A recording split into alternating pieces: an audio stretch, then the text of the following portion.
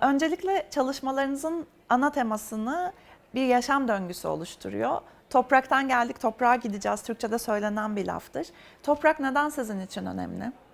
Evet, bu toprak konusu aslında beni çocukluğumdan beri heyecanlandırıyor. Biz biliyorsunuz İstanbul'da büyüdüm ve İstanbul büyük bir kent ve aynı zamanda bir süreçtir. Yani hep sürekli inşaatlar var. Toprak hareket ettiriliyor. Benim çocukluğumda Ulus'ta büyüdüm ve oradan bu birinci köprü çalışmaları izledim. Orada bu toprak hareketleri vesaire.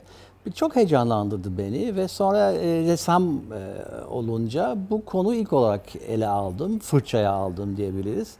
Ve benim için avantajı sadece benim kişisel heyecanım değil, aynı zamanda e, benim sanatçı olarak hiçbir şey eklemem gerekmeden bu konu dediğiniz gibi yaşam döngüsüyle bağlı. Yani dünya tarihindeki ilk dünya görüşlerinde hayatın topraktan çıkma ve yaşandıktan sonra tekrar toprak tarafından alındığı böyle bir görüşleri vardı. Mitolojilerde de öyle ifade ediliyor.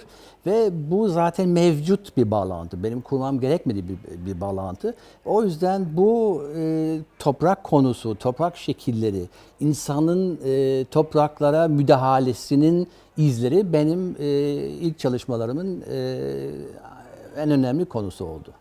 Karantina süresince sokağa çıkma yasakları boyunca İstanbul'da aslında insansız sokakları deneyimledik. Sizin de İstanbulsuz İstanbul diye bir çalışmanız var.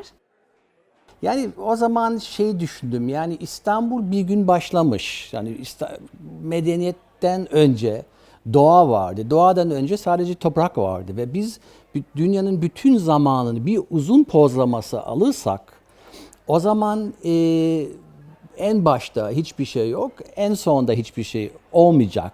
Ne zaman bilemeyiz. Ve uzun pozlamalarında fotoğrafçılıkta da öyle. Yani ne bileyim ben, biz bir sokağın 30 dakikalık bir pozlama alırsak bu kadrajın içinde bu 30 dakikadan daha az olaylar, insanlar, nesneler gözükmeyecek. Ve o şekilde böyle bir İstanbul uzun pozlamaları yaptım. Yani sadece İstanbul'un topraksal anatomisi gösteriyor. Beyoğlu'nun mimarisinden esinlendiğiniz bir çalışmanız da var. Evet, o çalışmalarda yüksek bir noktadan Beyoğlu'nun mimarisine, düzenine bakabildim. Ve bunu böyle geolojik bir düzen olarak çizmeye başladım en başta.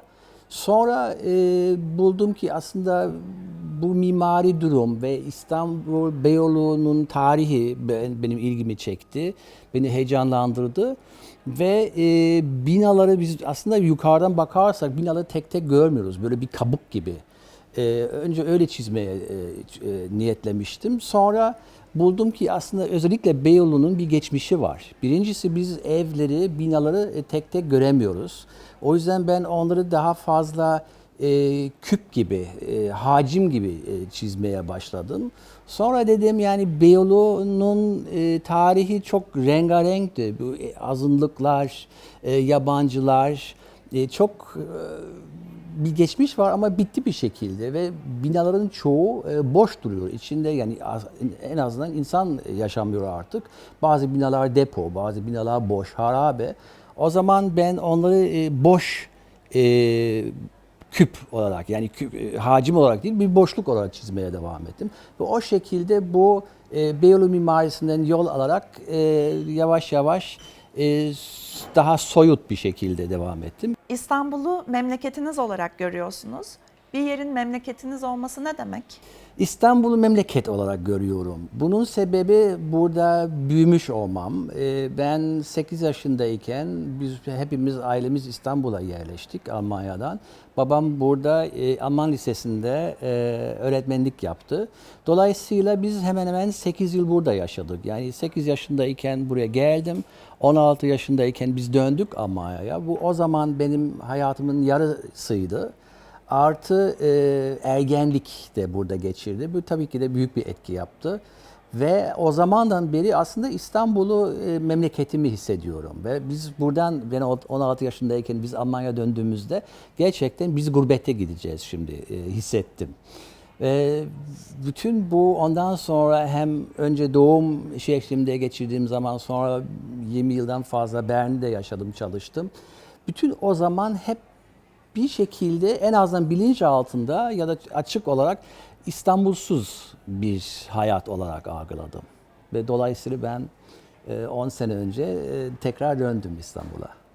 İstanbul Modern'de Pandemi Günlerinde Fotoğraf isimli bir karma sergi var. Oradaki çalışmanızı anlatır mısınız? O sergi için bir aslında 15 yıl gibi önce yaptığım bir fotoğraf seçtim. O zaman Almanya'da en azından bir kök hücre araştırması hakkında bir toplumsal tartışma vardı. Yani kök hücrelerden sonuçta niyet öyle insanın her organın üretebilmesi. Ve tabii ki de bunun ne kadar yaratılışa bir müdahale olup olmadığı tartışılıyordu. Ve bu bağlamda hep böyle bir kök hücre fotoğrafı çıktı. Böyle masmavi ya da mor, bazen lacivert, aşırı renkli, yani renk çok güçlü, ışık, gölge, çok dramatik bir fotoğraf sonuçta. Ve bir gün bir şey izledim, bir röportaj izledim bir bilim adamıyla ve bize izleyicilere böyle bir fotoğraf gösterdi ve ekranda gösterdi ve ekranda bizim sanatçı olarak kullandığımız aynı programı kullandığını gördüm. Yani aynı alet kullandığını gördüm. Ve şey dedim, demek bu kök hücrelerin renkleri yok zaten. Her şey bir dijital müdahale. Bunun sebebi ne? Aslında bu fotoğrafın estetik gücüyle, güzellik estetiğiyle bu toplumsal tartışmada bir estetik bir argüman eklemektir.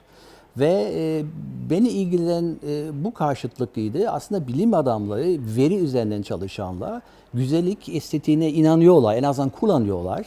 Ve biz görsel sanatlarda aslında güzellik estetiğine şüpheleniyoruz. Bir kırmaya çalışıyoruz.